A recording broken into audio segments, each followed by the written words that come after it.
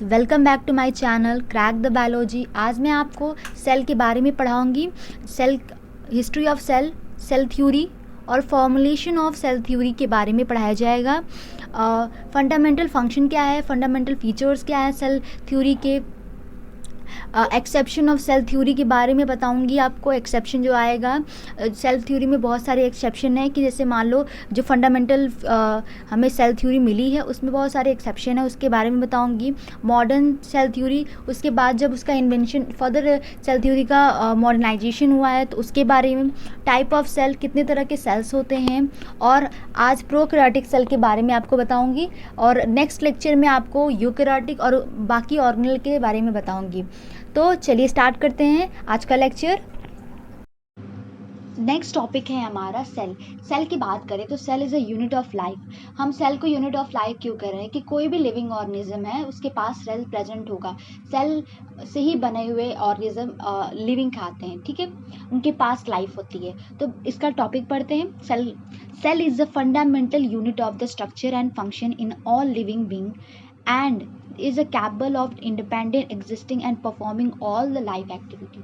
तो ये क्या है, सेल एक फंडामेंटल यूनिट है क्योंकि सारे ऑर्गेनिज्म जो लिविंग ऑर्गेनिज्म होते हैं वो सेल से बने हुए हैं, चाहे वो यूनिसेलर हो चाहे वो मल्टी सेलर हो, तो सारे के सारे सेल से बने हैं। और हम लोग मल्टी सेलर की बात करें तो सेल और सेल के प्रोडक्ट से बने हुए हैं। जैसे हमारे पास डिफरेंट टाइप ऑफ सेल्स होते हैं जो डिफरेंट वर्क्स करते हैं। जैसे हमारे पास मसल सेल, नर्व सेल्स है जो कि अपने अलग अलग फंक्शंस करते हैं, बट वो बने तो सेल के हैं ना।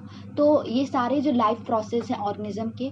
पॉइंट है हमारा, scientific world was unaware of existing such until 17th century because most of the cell are too small to be seen with the naked eyes। तो क्या था कि जब साइंटिफिक वर्ल्ड जो थे वो अभी तक सेल से अनअवेयर थे, मतलब सेल के एग्जिस्टेंस से अनअवेयर थे कि हमारी बॉडी में सेल नाम की भी कोई चीज़ है। उनको पता नहीं था कब तक, 17th सेंचुरी तक। 17th सेंचुरी से उनसे पहले उनको पता ही नहीं था कि सेल चीज़ क्या होती है। सेल एक फंडामेंटल यूनिट है जिससे हमारे ऑर्गेनिज्म बने हुए हैं। क्यों नहीं पता था? क्योंकि सेल जो होता है वो बहुत छोटा होता है, वो नेकेड आइज से हमें दिखता नहीं है। तो जब हमारा माइक्रोस्कोप का डेवलपमेंट हुआ, जब कंपाउंड माइक्रोस्कोप बना तो लोगों को सेल के बारे में पता चला, जब रिसर्च हुई तो उनको सेल के बारे में पता चला कि हाँ, सेल का उन्होंने बताया कि सेल एक फंडामेंटल फीचर है जो कि सारे और वर्क करते हैं, लाइफ प्रोसेस के सारे वर्क करते हैं। जैसे मेटाबॉलिज्म हो गया, जितने भी मेटाबॉलिज्म हो गए, वर्क हो गए, सारे सेल के थ्रू होते हैं। चलिए आगे देखते हैं। नेक्स्ट टॉपिक है हमारा history of cell. History of cell की बात करें तो टर्म सेल और cell as a hollow space was introduced by Robert Hooke in 1665 to honeycomb like hollow space in a cork bounded by cell wall। तो Robert Hooke ने ही cell का term दिया था। उन्होंने सेल ढूंढा था कि एक टर्म उन्होंने कहा था कि इसको हम लोग सेल बोलेंगे, ठीक है, क्योंकि उन्होंने बार्क ऑफ ट्री से बना हुआ एक कॉर्क बनाया था जो कि सेलुलोज का बना होता है, सेलुलोज वॉल से बना होता है, क्यों प्लांट सेल का था और वो उन्होंने बार्क से लिया था तो वो लिविंग बीइंग नॉन लिविंग था। तो उन्होंने उस सब जिसका रिसर्च किया तो उनको सेल के बारे में पता चला, तो उन्होंने टर्म दे दिया cell. Robert Brown 1831 discovered the presence of nucleus inside the cell of orchid root। उन्होंने क्या था, रॉबर्ट ब्राउन ने जो था, उन्होंने ऑर्चिड रूट को जब उन्होंने स्टडी किया तो उन्होंने डिस्कवरी की थी कि इसमें हमारा प्रेजेंस ऑफ न्यूक्लियस है। तो उन्होंने न्यूक्लियस की डिस्कवरी की थी रॉबर्ट ब्राउन ने 1831 में। नेक्स्ट टॉपिक है German scientist student, it is 1839 and British zoologist 1839 recognised अनलेबल fact in a form of cell theory. इन दोनों ने मिलके सेल थ्योरी का दिया था। स्वीडन जो थे वो बॉटनिस्ट थे, तो उन्होंने प्लांट को अच्छे से स्टडी किया। तो प्लांट सेल को उन्होंने स्टडी किया तो उन्होंने प्लांट सेल को बताया कि हर प्लांट सेल सेल से बना हुआ है और उसके सेल से ही सेल और सेल के प्रोडक्ट से बना हुआ है। और फिर इसके बाद स्वान थे 1939 में उन्होंने स्टडी किया कि जो उन्होंने एनिमल सेल को स्टडी किया कि वो जियोलॉजिस्ट थे, उन्होंने भी सेम थ्योरी दी। तो उन्होंने दोनों की थ्योरी रिकॉलोनाइज हो गई और सेल थ्योरी बनी, ठीक है। स्वीडन एंड स्वान की जो थ्योरी थी उनके फैक्ट को लेके रिकॉलोनाइज किया गया और से सेल थ्योरी बनी। ये थी हिस्ट्री ऑफ सेल। चलिए आगे देखते हैं। नेक्स्ट टॉपिक की बात करें तो नेक्स्ट टॉपिक है हमारा सेल थ्योरी। इसमें टॉपिक है फॉर्मुलेशन ऑफ सेल थ्योरी। तो हमारा किस बेसिस पे सेल थ्योरी का फॉर्मुलेशन हुआ है, तो नेक्स्ट टॉपिक है स्वीडन जो थे 1839 concluded that the cell are the unlimited unit of the forming the structure of all plant cell. तो हमें पता है कि प्लांट सेल टिश्यू से बने होते हैं, कलेक्शन ऑफ टिश्यू से कंपोजिशन होते हैं। तो जो स्वीडन थे उन्होंने, वो एक बायोलॉजिस्ट थे, उन्होंने जब देखा प्लांट सेल को स्टडी किया तो उन्होंने बताया कि जो वहाँ पूरा जो प्लांट है वो सेल कलेक्शन ऑफ सेल से बना हुआ है। और at the same time Schwann जो थे 1839 ने उन्होंने प्रपोज किया body of animal are composition of cell and their products. तो स्वान जो थे उन्होंने बताया कि जो हमारी जो एनिमल बॉडी होती है 1839 ने, सेम टाइम में 1839 ने उन्होंने बताया कि जो हमारे एनिमल की जो बॉडी होती है वो कंपोजिशन ऑफ सेल और उसके प्रोडक्ट से बनी है। He define that cell as a membrane bounded nucleus containing structure. उन्होंने बताया कि जो सेल है वो एक मेम्ब्रेन बाउंडेड स्ट्रक्चर है, जो कि प्लाज्मा मेम्ब्रेन की बात उन्होंने की, क्योंकि वो एनिमल सेल की बात कर रहे हैं तो उन्होंने प्लाज्मा मेम्ब्रेन की बात की। और उनके पास हर सेल के पास न्यूक्लियस होता है, तो उन्होंने बताया कि वो एक membrane bounded nucleus containing structure है, उनके पास न्यूक्लियस भी प्रेजेंट होता है। तो स्वीडन और स्वान की थ्योरी को मिलाकर, मतलब उनकी दोनों की थ्योरी मिलाकर सेल थ्योरी का फॉर्मुलेशन हुआ, ठीक है। तो उसके जस्ट बाद एक नए साइंटिस्ट आए, उन्होंने, उनकी थ्योरी थी 1839 Rudolf Virchow is observe that new cell develop by the division of pre existing cell. तो उन्होंने बताया कि जो सेल जो थे होते हैं जो प्री एग्जिस्टिंग सेल से ही डिवीजन करके बनते हैं। तो ये तीनों थ्योरी को मिलाकर हमारी सेल थ्योरी का फॉर्मुलेशन हुआ। तो ये नेक्स्ट टॉपिक है हमारा सेल थ्योरी। सेल थ्योरी में हम लोग उसके फंडामेंटल फीचर्स के बारे में मारेंगे, fundamental features of cell theory. तो पहला हमारा टॉपिक है इसमें, all the living organism are made up of minute cell and their product. जितने भी सेल्स होते हैं, जितने भी लिविंग ऑर्गेनिज्म होते हैं वो सेल और सेल के प्रोडक्ट से ही बने होते हैं। जैसे मान लीजिए कि नर्व सेल्स हो गए, मसल सेल्स हो गए, या फिर आरबीसी हो गया जो कि रेस्पिरेटरी पिगमेंट का काम करता है। ये सब जो हैं वो सेल की मॉडिफिकेशन है, सेल की मॉडिफिकेशन से ही बने हैं। तो हम लोग कह सकते हैं कि जो कोई भी लिविंग ऑर्गेनिज्म है वो सेल और सेल की मॉडिफिकेशन या फिर सेल के प्रोडक्ट से ही बना हुआ है। All the cell the smallest entity that can perform all the activity। Cell एक फंडामेंटल यूनिट है, मतलब इसी कोई छोटी यूनिट ही नहीं है। मतलब कोई भी लिविंग ऑर्गेनिज्म है उसके पास अगर सेल प्रेजेंट है तभी वो लिविंग ऑर्गेनिज्म है। सेल एक यूनिट है जो सारे मेटाबॉलिक एक्टिविटी परफॉर्म करता है। उसके अंदर बहुत सारे फंक्शंस होते हैं जो हमारे लिविंग ऑर्गेनिज्म के लिए इम्पॉर्टेंट होते हैं। तो ये हम लोग बात करते हैं, ये नेक्स्ट टॉपिक की बात करते हैं। Second, cell is a mass of protoplasm and having a nucleus and is bonded by the cell membrane or a plasma membrane with or without a cell wall। तो हम बात करते हैं कि सारे के सारे जो सेल होते हैं उनके पास मास ऑफ प्रोटोप्लाज्म प्रेजेंट होते हैं, ठीक है। उनके पास प्रोटोप्लाज्म प्रेजेंट होते हैं, हैविंग अ न्यूक्लियस, और इनके पास न्यूक्लियस होता है जो कि बाउंडेड होता है न्यूक्लियर मेम्ब्रेन से। और ये जो सेल होती है वो भी बॉन्डेड होता है सेल मेम्ब्रेन से, जिसको हम लोग प्लाज्मा मेम्ब्रेन भी कहते हैं। सेलेक्टिव परमेएबल मेम्ब्रेन होती है। और हम बात करें, कुछ सेल्स होते हैं जिनके पास सेल वॉल प्रेजेंट होते हैं और कुछ सेल होते हैं जिनके पास सेल वॉल प्रेजेंट नहीं होते हैं। जैसे हम बात करें कि एनिमल सेल जो होते हैं उनके पास सेल वॉल प्रेजेंट नहीं होते हैं, पर हमारे प्लांट सेल्स के पास सेल वॉल प्रेजेंट होते हैं। और पर हमारा जो प्लाज्मा मेम्ब्रेन है वो दोनों में प्रेजेंट होता है। नेक्स्ट टॉपिक की बात करते हैं, all the cell are basically unlike their structure and metabolic activity represent the structural and functional unit.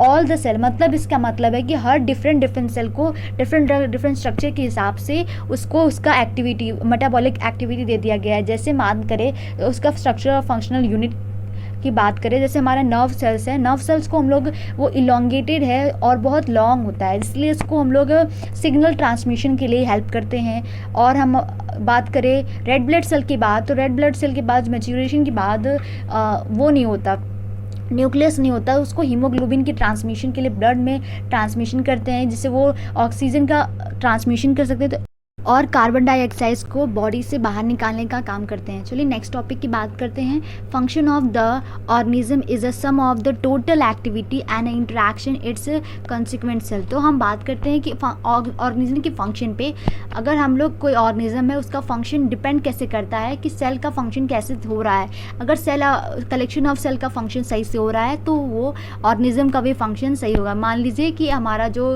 Red blood cell है उसका डेड होने लगा तो हमारा जो रेस्पिरेशन का प्रोसेस है, रेस्पिरेशन का जो फंक्शन है वो चला जाएगा, वो हमारा अफेक्टेड होने लगेगा। अगर मान लीजिए हमारा एल्वोलाई सेल जो होती है, एल्वोलाई जो होता है वो डेड करने लगे, हमारा रेस्पिरेशन का प्रोसेस चला जाएगा। ठीक है, तो ये डिपेंड करता है कि हमारा सेल का फंक्शन कैसे हो रहा है, इंटरेक्शन कैसे हो रहा है, एक्टिविटी कैसे चल रही है। तो वो कंपेरेबली डिपेंड करता है कि हमारे ऑर्गेनिज्म का फंक्शन कैसे हो रहा है। चलिए नेक्स्ट टॉपिक की बात करते हैं। New cell arise by the division of pre existing cell. तो हमें पता है कि माइटोसिस के प्रोसेस के थ्रू जब हमारा पेरेंट सेल डिवाइड करता है तो 2 डॉटर्स न्यूक्लियाई बनता है। तो हमारा पेरेंट सेल जो है हमारा प्री एग्जिस्टिंग सेल है, हमारी बॉडी में जो पहले से प्रेजेंट था उसी के डिवीजन से, उसी के डिवीजन से, इक्वल डिवीजन से हमारा 2 डॉटर। नेक्स्ट टॉपिक है हमारा exception of cell theory. Cell theory में बहुत सारी एक्सेप्शन है, जैसे क्या है वो देखते हैं। सेल थ्योरी को इनवैलिड करने वाली कुछ एक्सेप्शन है। पहला है virus are a exception to the cell theory. Virus जो है वो एक्सेप्शन है सेल थ्योरी पे। They are made up of protein and one of the nucleic acid DNA and RNA. They lack protoplasm. They have a characteristic of both living and non living. तो हमने बात की कि क्या होता है कि वायरस जो होता है वो अगर ह्यूमन बॉडी के अंदर होता है तो वो लिविंग होता है, और ह्यूमन बॉडी के बाहर होता है तो वो नॉन लिविंग में प्रेजेंट होता है। पर एक तरह से वो ऑर्गेनिज्म कहलाता है। तो इन्होंने बोला था कि जिसके पास प्रोटोप्लाज्मा नहीं होता वो लिविंग नहीं होता, पर इसके पास प्रोटोप्लाज्मा नहीं होता फिर भी ये लिविंग ऑर्गेनिज्म में पाया जाता है। और इसके पास डीएनए भी होता है और आरएनए, डीएनए और आरएनए में से कोई एक न्यूक्लिक एसिड होता है। तो ये बहुत बड़ा एक्सेप्शन होता है। नेक्स्ट टॉपिक की बात करते हैं। तो नेक्स्ट टॉपिक हमारा है बैक्टीरिया एंड साइनोबैक्टीरिया और blue green algae lack well organise nucleus, nuclear membrane, nucleolus and nucleoplasm are absent. तो हम बात करें इनके पास वेल डेवलप्ड न्यूक्लियस प्रेजेंट नहीं होते, इनके न्यूक्लियस के पास कोई भी न्यूक्लियर मेम्ब्रेन नहीं प्रेजेंट होता, न्यूक्लियोलस भी नहीं होता और न ही न्यूक्लियोप्लाज्म होता है। ठीक है, तो फिर नेक्स्ट टॉपिक की बात करते हैं। The protozoa are not a cellular. तो हम बात करें कि जो प्रोटोजोआ होता है वो सेलुलर नहीं होता है। हमारा जो प्रोटोजोआ है वो एल्मिनिया फाइलम का सब फाइलम है। तो इसमें क्या होता है कि एल्मिनिया हमारा जो होता है वो मल्टी सेलुलर ऑर्गेनिज्म होता है। पर यहाँ पे क्या है कि प्रोटोजोआ जो है वो सेलुलर नहीं होता, उसके बॉडी में बस केवल एक सिंगल सेल प्रेजेंट होता है। तो ये एक बहुत बड़ा एक्सेप्शन है। There are a cellular, their body is form by the single cell. इसकी जो बॉडी होती है वो सिंगल सेल से बनी होती है। अब हम नेक्स्ट टॉपिक की बात करते हैं। तो नेक्स्ट टॉपिक की बात कर they the certain cell like RBC are enucleated, they lose their nuclear during the maturation but they have a life span in 120 days. तो हम बात करें आरबीसी जो होता है, आरबीसी का जो मैचुरेशन आता है जब वो रेस्पिरेटरी पिगमेंट की तरह काम करता है, हीमोग्लोबिन में ऑक्सीजन को इनटेक करना और कार्बन डाइऑक्साइड को बाहर निकालने का जो काम करता है, जब वो रेस्पिरेटरी पिगमेंट की तरह काम करने लगता है तो उसको हीमोग्लोबिन के अमाउंट को बढ़ाने के लिए वो अपने न्यूक्लियस को हटा देता है। न्यूक्लियस उसके में नहीं प्रेजेंट होता है मैच्योरेशन के स्टेज में, क्योंकि उसको स्पेस चाहता है हीमोग्लोबिन को, ज़्यादा हीमोग्लोबिन को ट्रैवल कराने के लिए। तो क्या होता है फिर इसके पास न्यूक्लियस प्रेजेंट नहीं होता है, फिर भी ये अपनी लाइफ स्पैन को 120 डेज इसका लाइफ स्पैन होता है। इसके पास न्यूक्लियर नहीं होता है तब भी, फिर ये बहुत बड़ा एक्सेप्शन है। तो cell of the skin surface is replace by the non living keratin during the maturation. तो मैचुरेशन में जो हमारा जो स्किन सरफेस होता है, जो हमारा स्किन का जो सरफेस होता है वो एक सबस्टांस से रिप्लेस कर दिया जाता है जो कि नॉन लिविंग होता है, उसको हम लोग कहते हैं कैरेटीन। तो ये सब जो था वो एक्सेप्शन ऑफ सेल थ्योरी थी। ये सारे जो पॉइंट्स हैं वो सब सेल थ्योरी पे एक्सेप्शन है। चलिए आगे देखते हैं। टॉपिक है हमारा मॉडर्न सेल थ्योरी। तो मॉडर्न सेल थ्योरी की बात करें तो मॉडर्न सेल थ्योरी होता क्या है? The living organism is a composition of cell and cell product. ठीक है, तो लिविंग ऑर्गेनिज्म जो है वो सेल और सेल के प्रोडक्ट से मिलकर बना है। ठीक है, तो ये था हमारा, ये तो हमारे सेल थ्योरी के ही पार्ट था, मतलब ये सेल थ्योरी का ही पॉइंट था कि हमारा जो लिविंग ऑर्गेनिज्म है वो सेल और सेल के प्रोडक्ट से बना है। मतलब सेल मतलब कि सेल है और उसके डिफरेंट टाइप ऑफ सेल से बना है जो कि फंक्शन काम करता है सारे लिविंग ऑर्गेनिज्म का। The cell is a mass of protoplasm containing nucleus or nuclear material and some organelle and is bonded by the cell membrane। तो देखिए क्या होता है कि सेल जो है वो मास ऑफ प्रोटोप्लाज्म है। मास ऑफ प्रोटोप्लाज्म मतलब जो साइटोप्लाज्म में जो लिक्विड प्रेजेंट होता है वो मास ऑफ प्रोटोप्लाज्म है, ठीक है। और न्यूक्लियस इसके पास है जिसके अंदर जेनेटिक मटेरियल प्रेजेंट है और इसके पास कुछ ऑर्गेनल भी हैं। और ये सेल जो है बॉन्डेड है सेल मेम्ब्रेन से, जिसको हम लोग प्लाज्मा मेम्ब्रेन भी कहते हैं, ठीक है। तो नेक्स्ट पॉइंट देखते हैं, the cell is a unit of structure, function and reproduction and heredity. तो सेल जो है एक यूनिट है जिससे फंक्शन, स्ट्रक्चर का फंक्शन मतलब इसी से सब कुछ बना है, ठीक है, सेल से ही सब बना है। और ये पर्टिकुलर सेल से एक फंक्शन होता है जिसकी यूनिट ऑफ कलेक्शन से एक फंक्शन सिस्टम बनता है। मतलब ढेर सारे फंक्शन कैसे होंगे, हमारा एक जो सेल है, जब ढेर सारे सेल मिलते हैं तो एक फंक्शन, एक ऑर्गेनाइजेशन होता है, एक टिश्यू लेवल ऑर्गेनाइजेशन बनता है, तो जिससे हमारा सारा फंक्शन कंप्लीट होता है। सेल में ही रिप्रोडक्शन होता है, सेल का डिवीज़न, सेल का रिप्रोडक्शन, जैसे हमें पता है कि सोमैटिक सेल्स होते हैं और सेक्सुअल सेल होते हैं जिसमें हमारा रिप्रोडक्शन कैसे कैसे होता है। कुछ ऑर्गेनिज्म के सोमैटिक सेल का डिवीज़न को ही हम लोग रिप्रोडक्शन कह देते हैं। हेरिडिटी हमें पता है कि जो सेल का ट्रांसमिशन, जब हम लोग का सेल डिवीज़न होता है तो जो जेनेटिक मटेरियल एक दूसरे में ट्रैवल होते हैं, जो सेक्सुअल ट्रांसमिशन होता है हमारे सेल का डिवीज़न का, जैसे मियोसिस होता है, तो उसमें जो हेरिडिटी होती है उसका कम्बिनेशन, जो मैटरनल और पैटर्नल का कम्बिनेशन होता है, तो वैसे हमारा हेरिडिटी में भी रिस्पॉन्सिबल होता है cell. The activity of organism are the sum of the total activity of its cell. Cell का जो मेटाबॉलिज्म होता है वो बहुत डिपेंड करता है कि ऑर्गेनिज्म का मेटाबॉलिज्म कैसा है। जैसे हम बहुत बात करते हैं कि सेल में बहुत सारे प्रोसेस होते हैं, जैसे हमारा हो गया ट्रांसक्रिप्शन का प्रोसेस हो गया, ऑक्सीजन ट्रांसमिशन हो गया, ब्लड, जब हम लोग ब्लड में बात करते हैं हमारा जो रेड ब्लड सेल होता है वो रेस्पिरेटरी का वर्क करता है, जैसे हमारा ऑक्सीजन को इनटेक करता है और कार्बन डाइऑक्साइड को बाहर निकालने का। तो ये सब जो काम है वो जो हमारे सेल करता है, अगर ये प्रोसेस ना हो तो हमारे लिविंग ऑर्गेनिज्म एक तरह से इनएक्टिव फॉर्म में चला जाएगा या फिर डेड हो जाएगा। तो ये सब जो काम होते हैं जो सेल के, वो इनडायरेक्टली और डायरेक्टली डिपेंड करते हैं कि सेल कैसे वर्क कर रहा है, तो ऑर्गेनिज्म का एक्टिविटी कैसा वर्क करेगा। तो ये हमारा सेल का इम्पोर्टेंस है। नेक्स्ट टॉपिक की बात करें तो नेक्स्ट टॉपिक क्या है, a cell can survive independently where its organelle can not.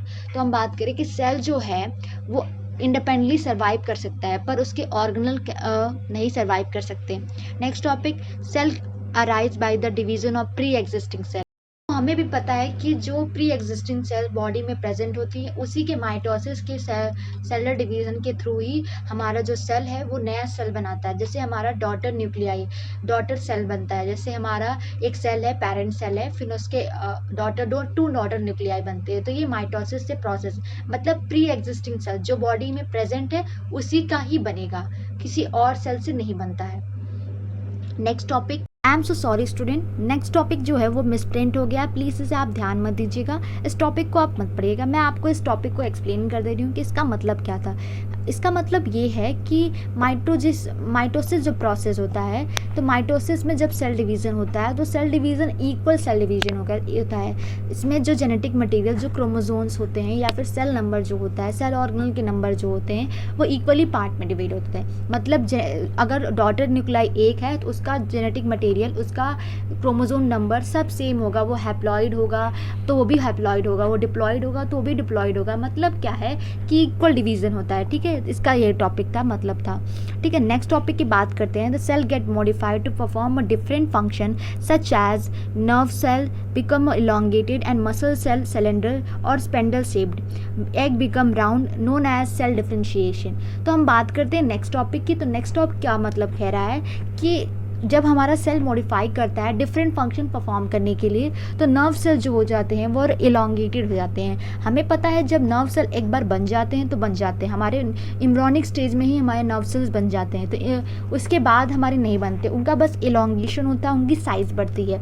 वो ऐसे बढ़ते नहीं हैं। उनका डिवीज़न नहीं होता तो वो उनका इलॉन्गेशन होता है, तो उनकी बॉडी जो होती है वो और जो उनका सेल होता है वो इलॉन्गेटेड हो जाता है। मसल सेल की बात करें तो मसल सेल्स हमारा सिलेंडर होता है और कभी कभी स्पेंडल शेप का भी पाया जाता है। एग की बात करें तो एग बिकम राउंडेड, तो इस प्रोसेस को सेल डिफरेंशिएशन कहते हैं। मतलब जब सेल का मॉडिफिकेशन होता है डिफरेंट फंक्शन परफॉर्म करने के लिए तो हम लोग उसको कहते हैं सेल डिफरेंशिएशन।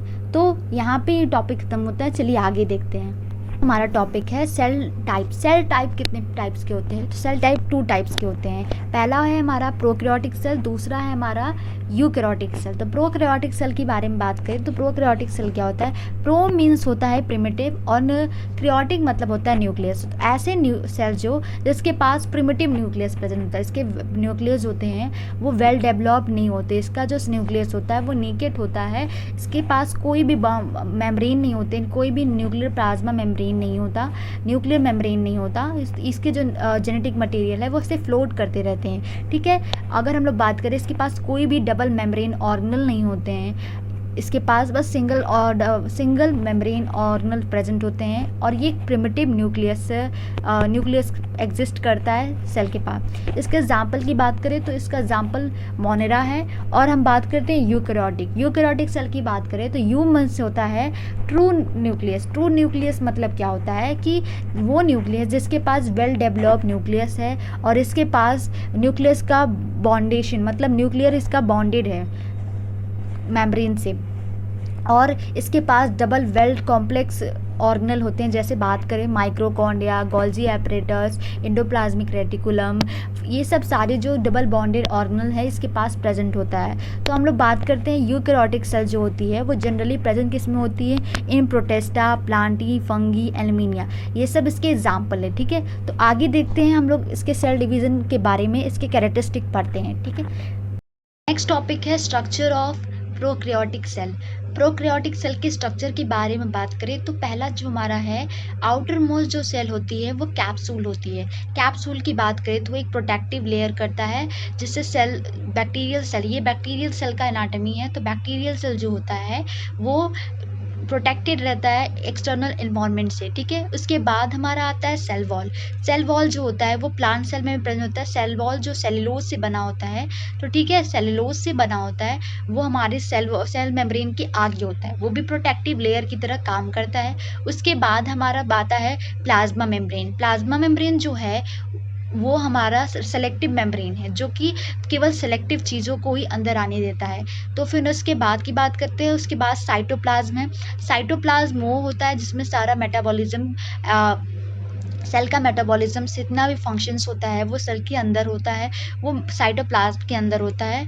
और हमारा यहाँ पे जेनेटिक मटेरियल है, हमने बताया कि प्रोकैरियोटिक जेनेटिक मटेरियल जो होता है वो नेकेड होता है, उसके पास कोई भी न्यूक्लियर मेम्ब्रेन नहीं होता है, तो वो एक तरह से फ्लोटिंग फॉर्म में साइटोप्लाज्म में प्रेजेंट होता है। उसके जेनेटिक मटेरियल जो होते हैं वो ऐसे प्रेजेंट होते हैं। तो हमारा जेनेटिक मटेरियल जो इसका है इसके पास एक एक्स्ट्रा क्रोमोसोमल जेनेटिक मटेरियल होता है जिसको हम लोग कहते हैं प्लाज्मिड। इसके पास प्लाज्मिड प्रेजेंट होता है जो कि इसके पास एक्स्ट्रा क्रोमोसोमल होता है। बैक्टीरिया की, स्पेशली बैक्टीरिया की बात करें तो इसके पास प्लाज्मिड प्रेजेंट होता है।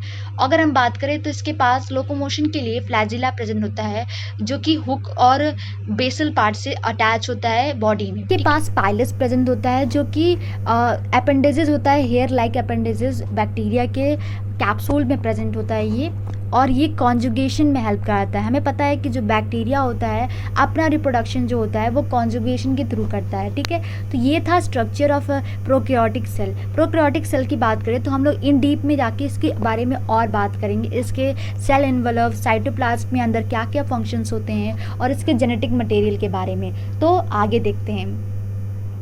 नेक्स्ट टॉपिक है हमारा प्रोकैरियोटिक सेल। तो प्रोकैरियोटिक सेल की बात करें तो प्रोकैरियोटिक सेल क्या होता है? प्रिमिटिव न्यूक्लियस सेल होता है। प्रो मीन्स होता है प्रिमिटिव और कैरियोटिक मतलब होता है न्यूक्लियस। तो जनरली हम कह सकते हैं जिसके पास प्रिमिटिव न्यूक्लियस होते हैं उस सेल को हम लोग कहते हैं प्रोकैरियोटिक सेल। तो उसके कैरेक्टरिस्टिक के बारे में बात करते हैं। तो कैरेक्टरिस्टिक ऑफ प्रोकैरियोटिक सेल, पहला है prokaryotic cell are enveloped by the single membrane system. इसके पास सिंगल मेम्ब्रेन सिस्टम मतलब क्या होता है कि इसके पास कोई डबल प्रोटेक्टिव मेम्ब्रेन नहीं होती है। There genetic material is not enclose by any membrane.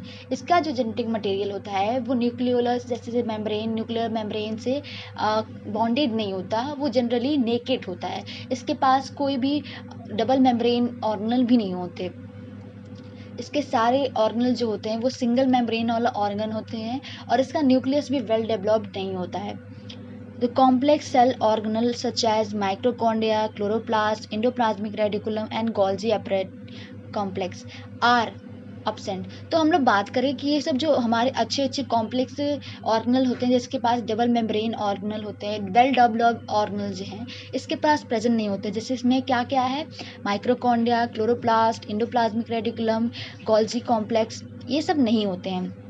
Example में बात करें तो प्रोकैरियोटिक सेल में एग्जाम्पल क्या क्या है इसके, बैक्टीरिया, साइनोबैक्टीरिया, माइकोप्लाज्मा, ठीक है। तो ये सारे ही 3 एग्जाम्पल है। बहुत सारे बैक्टीरियाज होते हैं जो कि इसके एग्जाम्पल हैं। साइज की बात करें तो साइज इसका कैसा होता है, prokaryotic cell are very in a size from 0.5 म्यू से लेके 2 से 1 म्यू तक होता है, ठीक है। तो ये वैरी करता रहता है, इसकी साइज जो होती है वैरी करती रहती है। हम लोग बात करें माइकोप्लाज्मा जो होती है वो सबसे स्मॉलेस्ट प्रोकैरियोटिक प्रेजेंट है, ठीक है।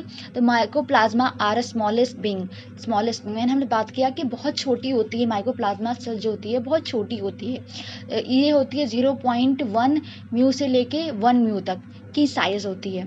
शेप की बात करें तो common bacteria shape are spherical. Generally क्या होता है कि बैक्टीरिया शेप जो होती है वो स्पेरिकल होती है जिसको हम लोग कोकी बीन कहते हैं, और रॉड लाइक होती है जिसको बेसिलिक बोलते हैं, और स्पाइरल होती है जिसको स्पाइरलिया, और कॉमा लाइक होती है उसको विग्रोर भी बोलते हैं, ठीक है।